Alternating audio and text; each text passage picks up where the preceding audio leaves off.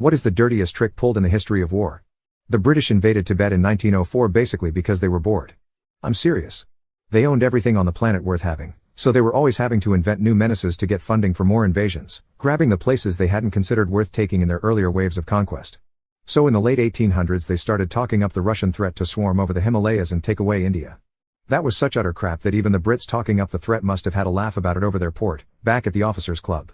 Russia was weak, so weak that the Japanese crushed it on land and sea in 1905. The British knew Russia was in no position to threaten India.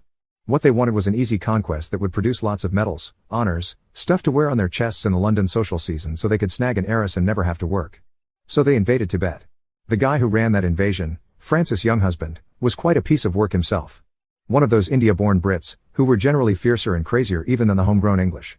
And he had that other feature that makes for a really ruthless conqueror. He was, like his biographers say, deeply religious. If you hear that about a guy who's about to invade your country, go down to the basement, hoard lots of water and canned goods, and try to make yourself invisible for the next few years, because it's not going to be pretty.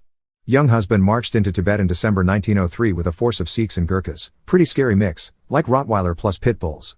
And the Gurkhas were definitely the pit bulls in that pair. Sikhs are very tough but not blood crazy. The Gurkhas were not only devoted lovers of knife work, especially on POWs, but ancient enemies of the Tibetans. It didn't take much to push them to a massacre. The Tibetans knew the British were dangerous and tried not to resist at all. But as the British force pushed farther and farther into Tibet, the local commanders decided to resist. That was a mistake. This wasn't Tony Blair's cool Britannia they were dealing with. On March 31, 1904, Younghusband encountered a Tibetan militia force of about 2,000 guarding a pass near Gyantse.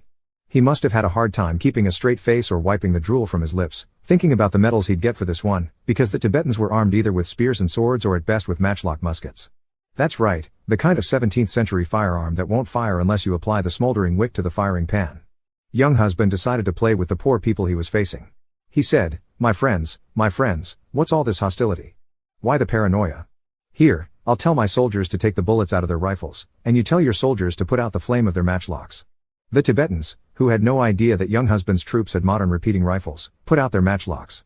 Younghusband then ordered his troops to open fire. 1,300 Tibetans were ended, with almost no British casualties.